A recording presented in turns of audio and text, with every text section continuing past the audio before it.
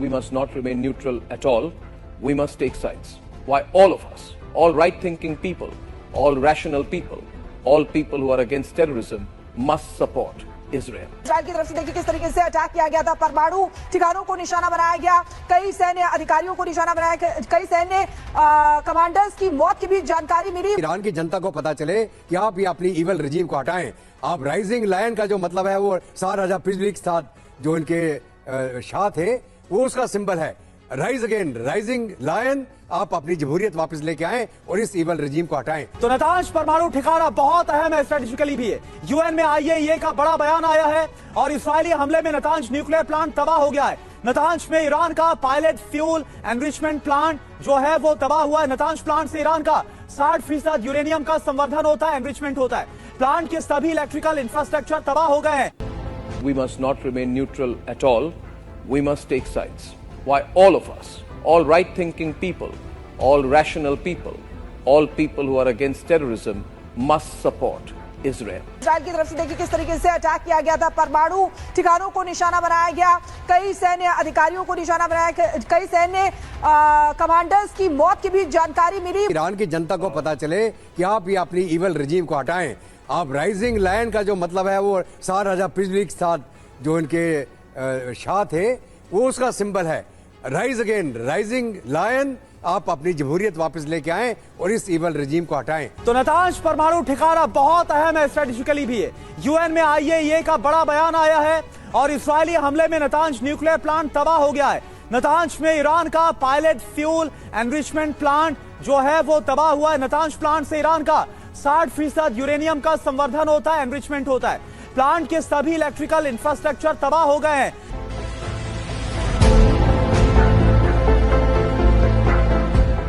यहां पे बैठे ईएम जयशंकर के साथ अराक्ची इसका नाम है, पाकिस्तान में था, वहां पे टॉप लीडरशिप से मिला है, right, including prime minister Shehbaz Sharif. इस आदमी को, इस सुअर की औलाद को, इस पिग को, इसको तब आना था भारत जब पहलगाम अटैक हुआ था। इसको आके डॉक्टर जयशंकर से मिलना था और बोलना था डॉक्टर जयशंकर ईरान आपके साथ खड़ा हुआ है। नहीं, इनको ये बात समझ में नहीं आती कि आज की तारीख में ईरान इतना खतरनाक है। Hamas, Hezbollah and more than a dozen terror groups across the Middle East ये ऑपरेट करते हैं। आज की तारीख में इजराइल अटैक करता है तो लोग क्यों अटैक कर दिया, क्यों? ओ भाई, क्योंकि they are attacking Israel, Israel will have to attack. ये बिना न्यूक्लियर वेपन्स के कर रहा है ईरान, लगातार इजराइल के ऊपर अटैक्स करवा रहा है। आप सोचिए उस ईरान के बारे में जिसके पास न्यूक्लियर वेपन। एक वीडियो दिखाना चाहता हूं और आप देखेंगे ईरान का एक हाइपरसोनिक मिसाइल सीधे तेल अवीव इजराइल में आके गिरता है। देखिए वीडियो और फिर ईरान का बदला है। और पहले मैं आपको ये बताना जरूरी समझता हूं कि इजराइल ने अपनी तरफ से ईरान पर 24 घंटे पहले हमला किया था जिसमें उसके कई परमाणु वैज्ञानिक मारे गए थे। ईरान के कई परमाणु वैज्ञानिक मारे गए थे।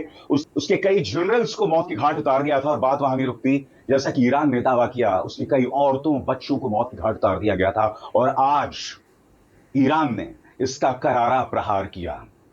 इस हमले में कितना नुकसान हुआ उसकी हम चर्चा करेंगे, मगर सबसे पहले दोस्तों मैं आपके सामने 4 वीडियोस की एक सीरीज दिखा रहा हूं।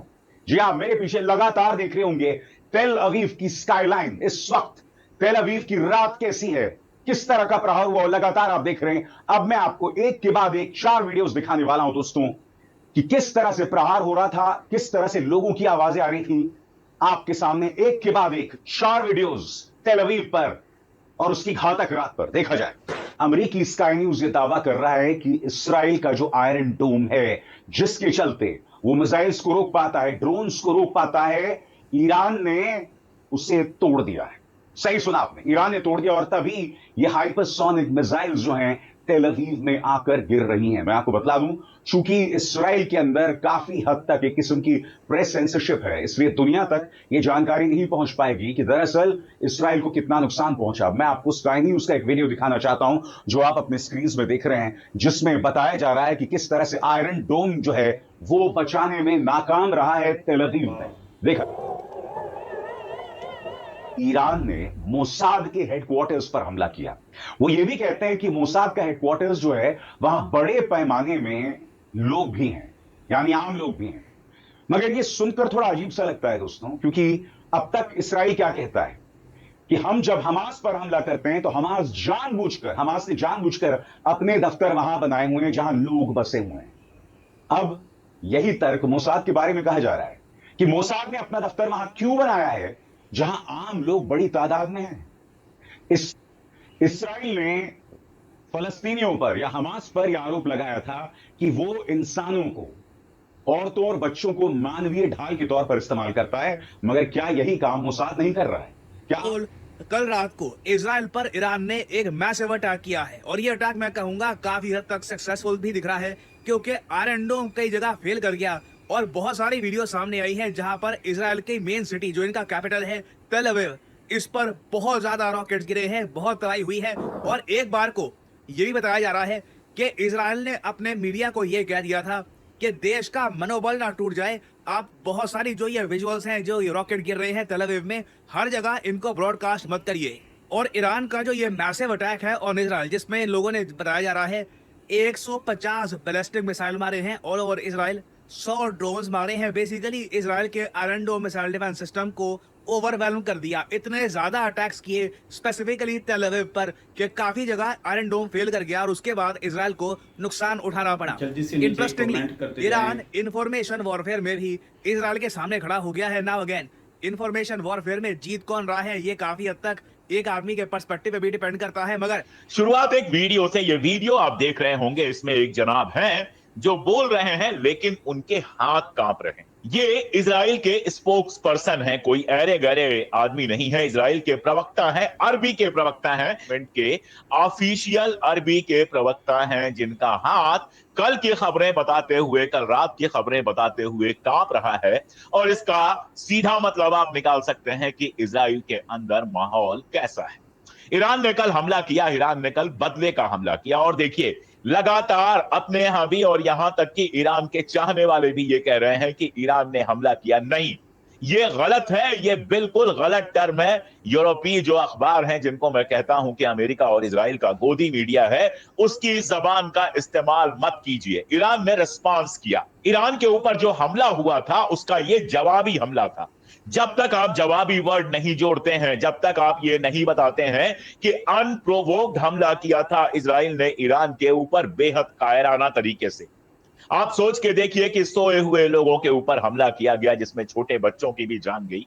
ये इजराइल का कायराना हमला था और इस हमले का रिस्पांस दिया ईरान ने कल की रात, और एक के बाद एक लगातार आप देखते हैं कि मिसाइलों की बैराज, बिल्कुल जिसको कहा जाता है, बिल्कुल लहर मिसाइलों की आई। और तेल अवीव जिसके पास लगातार ये दावा होता है आयरन डोम है, अमेरिका ने अपना सिस्टम दे दिया है, अमेरिकन जहाज पूरी रात आसमान में लहराते रहे, जॉर्डन ने अपना एयर स्पेस बंद कर दिया, बाकी सारे, मतलब ईरान जो लड़ रहा है, कल भी मैंने कहा था और आज भी मैं कह रहा हूं कि ईरान सिर्फ इजराइल से नहीं लड़ रहा है।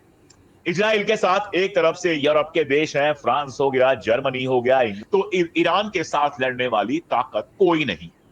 और ऐसे चाहे वाईनेट हो, चाहे जो भी अखबार वहां का उठा के देख लीजिए, उनकी खबरें पढ़ के आपको समझ में आ जाएगा कि ईरान का जो ये रिस्पांस है, ये इजराइल के लिए बेहद मुश्किल रहा है। डायरेक्ट हिट्स हुए हैं, रेजिडेंशियल कॉम्प्लेक्सेस पे हिट हुए हैं।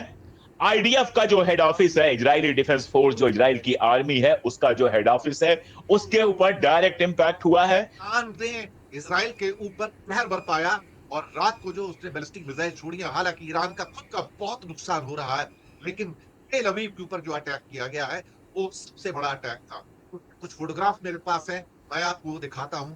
ये देखिए तेल अवीव के ऊपर किस किस्म की तबाही हुई है, और बहुत सारी मिसाइल्स को रोका गया ईरान की, लेकिन बहुत सारी मिसाइल जाकर फटी और अच्छा खासा नुकसान हुआ है।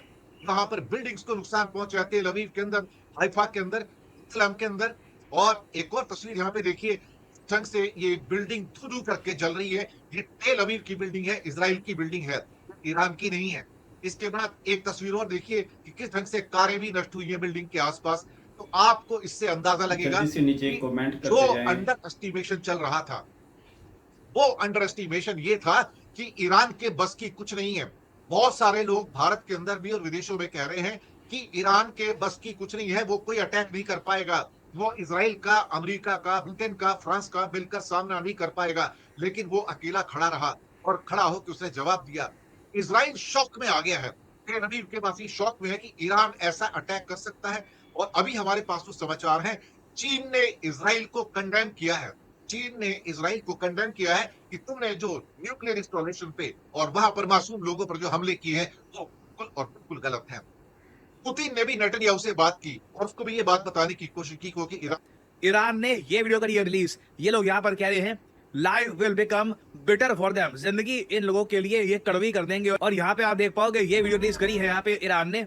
ये ईरानियन मिसाइल्स ये सब लॉन्च होने को तैयार है। क्लियरली आई कैन सी इस बार ये भी इंफॉर्मेशन वॉरफेयर के लिए तैयार थे। बेसिकली अपने लोगों का ना मनोबल नहीं गिरना चाहिए इस सब में। This is very important. और यहाँ पे आप लोग देख पाओगे ईरान के ये बैलिस्टिक मिसाइल्स जो सुप्रीम लीडर है ईरान के, ये कह रहे हैं हमने कभी शुरू नहीं किया, मगर हम जहां इजराइल के शहरों में जो तबाही हुई है इसको यहाँ पर इन लोगों ने दिखाया है ना। ईरान में ऑफ कोर्स कई लोग अब ये सोच रहे हैं कि जो ईरानी थ्री, और अगर आप सोच रहे हैं कि ईरान को इस बार इतनी सफलता कैसे मिली है, क्योंकि आप देखोगे काफी जगह जो ये मिसाइल है ईरान के, ये इजराइल में ऐसे गिरे आराम से। 150 मिसाइल जो ईरान ने बरसाए थे उनमें से कई मिसाइल्स इजराइल ने इंटरसेप्ट कर तो दिए, बट कहीं ना कहीं चूक हुई है।